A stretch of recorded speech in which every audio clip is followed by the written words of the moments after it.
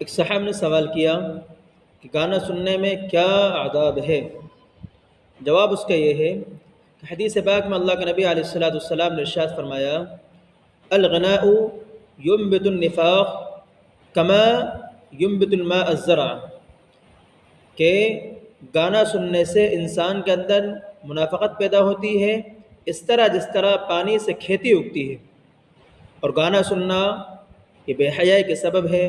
گانا سننے سے انسان کی رغبت غیر محرم کی طرف ہوتی ہے، اس لیے اور آخرت میں گانا سننے کا آداب یہ ہے، کل قیامت دن اللہ تعالیٰ گانا سننے والوں کے کان میں سیسا پگھلا کر ڈالیں گے۔